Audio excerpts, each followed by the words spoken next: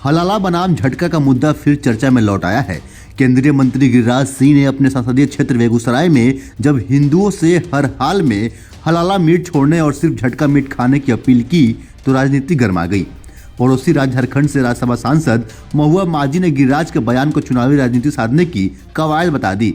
उन्होंने कहा कि चुनाव से पहले पता नहीं क्यों इस तरह से धार्मिक चीजें लाकर जानबूझकर माहौल को अलग किया जाता है। उन्होंने कहावत दोहराते हुए कहा कि आप रुचि खाना, आप रुचि पहनना। उन्होंने सवाल किया कि भोजन अपने पसंद से किया जाता है, कोई क्या खाएगा क्या नहीं खाएगा ये डिसाइड करने वाले गिरिराज सिंह कौन होते हैं।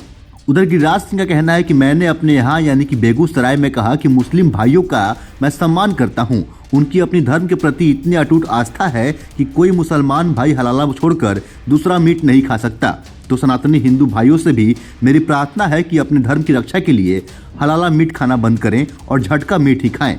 न मिले तो न खाएं, चाहे जितने दिन भी न मिले। आने वाले दिन में जब आप हलाला मीट नहीं खाएंगे तो झटका मीट की दुकानें भी खुलने लगेंगी। पूरे देश से कहना चाहता हूं कि धर्मो रक्षिति रक्षितः, धर्म की रक्षा करेंगे तभी धर्म आपकी रक्षा करेगा। इसलिए हलाला ना खाएं, झटका ही खाएं। निश्चित रूप से यह गिरिराज सिंह की अपील है, न कि वो अपना निर्णय किसी पर थोप रहे हैं। जैसा कि महुआ ने कहा, दरअसल गिरिराज सिंह एक मंदिर में बलि प्रथा बंद करने की संबंधित प्रस्ताव के संदर्भ में यह बयान दिया। उन्होंने कहा कि सनातन धर्म में बलि प्रथा आदिकाल से है, अनादिकाल से है, जिसका कोई चिन्ह नहीं है। धार्मिक न्यास की ओर से कहा गया कि श्यामा मंदिर में बलि प्रथा बंद किया जाए। मैं उन लोगों से पूछना चाहता हूँ कि क्या आप बकरीद पर कुर्बानी बंद करवा सकते हैं? बकरीद अगर उनका धर्म है तो बलि प्रथा भी हमारे यहाँ धर्म है, परिपाटी है, ऐसा मेरा मानना है। हलाल है, एगो मुसलमान को कोई हलाल झटका खिला दे। मैं उन मुसलमानों को प्रणाम करता हूँ कि मुसलमान अपने धर्म के प्रति एकदम अडिग है, कट्टर। ये हिंदू को भी अब समझना पड़ेगा। हिंदू को भी, मैं तो हिंदुओं से कहता हूँ कि हिंदू भाई, सनातन धर्म में बलि प्रथा था, बलि प्रथा में झटका होता है। अगर वो रुक गया तो अशुद्ध माना जाता है।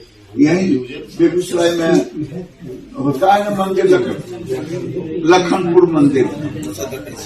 तो मैं यहाँ भी अब झटका मीट का दुकान खुलवाऊंगा। हालांकि यह भी सच है कि पिछले वर्ष अप्रैल महीने में कर्नाटक में हलाला बनाम झटका का मुद्दा उठा था। एक हिंदुवादी समूह ने स्थानीय पर्व वर्षा दोदाकू या होसा तोदाकू के मौके पर हलाला मीट के बॉयकॉट की अपील की थी। तब बीजेपी के राष्ट्रीय महासचिव सीटी रवि ने भी हलाला मीट प्रोडक्ट्स को आर्थिक जिहाद करार दिया था। उन्होंने कहा था, जब मुसलमान हिंदुओं से नॉन हलाला मीट नहीं खरीदते तो आप इस बात पर क्यों जोर नहीं देते हैं तो हिंदुओं को भी उनसे मीट नहीं खरीदना चाहिए। आपको बता दें कि हलाला शब्द का अर्थ अरबी में वैध या स्वीकृति होता है। इस्लाम के नियमों में जिसकी अनुमति है वह सब हलाल है, इसके उल्टे जिसकी अनुमति नहीं है वो हराम है। मुस्लिम जीवन के हर पहलू में हलाल और हराम का एंगल ढूंढते हैं, उपयोग की वस्तु हो या जीवन शैली। मुसलमानों की जिंदगी में पग पग पर क्या और कैसे का सवाल होता है और वो उन्हें हलाल और हराम के पैमाने पर रखकर तय करते हैं कि क्या करना है क्या नहीं, कैसे करना है कैसे नहीं। हलाल मीट का सवाल कैसे जुड़ा? यह मांस के लिए पशु की त्याग करनी पड़ेगी, वो कैसे की जाए? इस्लाम में इसकी विधि बताई गई है, धीरे धीरे गर्दन रेत कर मारो। इस तरह मारे गए पशु का मांस हलाल है वरना हराम। वहीं झटका का मतलब है तुरंत, चटपट। दैनिक जीवन की बातचीत में हम एक झटके में का टर्म कई बार कहते सुनते हैं। इसका मतलब है बिना लेट लपेट किए हुए फटाक से। जिस तरह हलाल मीट का संबंध पशु की हत्या के तरीके से है, उसी तरह झटका मीट का भी। झटका मीट वह है जो पशु के एक झटके में काटने के बाद मिले। हिंदुओं की कई देवी देवताओं को जब बलि दी जाती है तो इसी तरीके से यानी झटके से पशु को मारा जाता है। इसमें पशु की गर्दन रेतने के बजाय उसे एक झटके में काटकर सिर को धड़ से अलग कर दिया जाता है।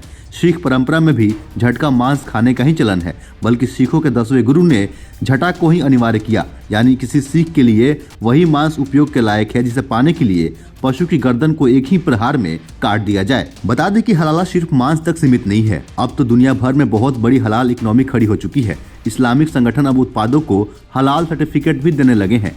कई कंपनियों की मोटी फीस वसूलते हैं। हद तो यह है कि हलाल सर्टिफिकेट देने वाले ऐसे संगठन पर्यटन के तौर तरीकों पर भी हलाल हराम का भेद करते हैं। भारत में भी कई ऐसे संगठन हैं जो कंपनियों को उनके प्रोडक्ट्स के लिए हलाल सर्टिफिकेट जारी करते हैं और बदले में उनकी मोटी कमाई होती है। सोशल मीडिया पर ऐसे कई सारे दावे भरे पड़े हैं कि ये हलाल सर्टिफिकेट होने वाली मोटी कमाई से इस्लामी संगठन आतंकियों, देश विरोधियों और जिहादियों के मुकदमे लड़ती हैं। ऐसे दावे किए जाते हैं कि हिंदुओं समेत तमाम गैर मुस्लिमों के खिलाफ तरह तरह के जिहाद में संलिप्त मुसलमानों और उनके परिवारों की भी भरपूर मदद इन्हीं पैसों से होती है। इसी वजह से देश में जिहादी गतिविधियां तेजी से बढ़ रही हैं। खासकर लव जिहाद के मामले करीब करीब हर दिन ही सामने आते हैं। हालांकि इन दावों की पुष्टि हर समय नहीं करता है, फिर भी यह जांच का विषय है। लेकिन ध्यान देने वाली बात यह है कि हाल ही में उत्तर प्रदेश की योगी आदित्यनाथ सरकार ने राज्य में हलाल प्रोडक्ट्स की बिक्री पर पूर्ण प्रतिबंध लगा दिया और कड़े शब्दों में निर्देश दिया कि हलाल प्रोडक्ट्स बेचने वाली कंपनी पर कड़ी कार्रवाई होगी। सरकार का कहना है कि आखिर जो संस्था हलाल सर्टिफिकेट जारी कर रही है उसे यह अधिकार किसने दिया? आखिर किस नियम कानून के तहत हलाल सर्टिफिकेट जारी किए जा रहे हैं? देश में किसी प्रोडक्ट्स की क्वालिटी सर्टिफिकेशन के लिए ISI, FFIC जैसी सरकारी संस्थाएं हैं। ऐसे में सवाल है कि हलाल सर्टिफिकेशन देने वाली संस्थाओं ने कहां से लाइसेंस लिया? उन्हें किस सरकार ने किस नियम के तहत परमिशन दिया? कितनी हैरत की बात है कि जो इस्लामी नियम कानूनों यानी शरिया की नज़र से हलाल यानी वैध का सर्टिफिकेशन देते हैं वो खुद ही अवैध हैं। बाकी इस पे आपकी क्या राय है? अपने हिस्से का राय हमें कमेंट के जरिए अवश्य बताएं। फिलहाल के लिए इतना ही। ऐसे ही अन्य खबरों के लिए बने रहें सहारा समय के साथ। बहुत बहुत धन्यवाद।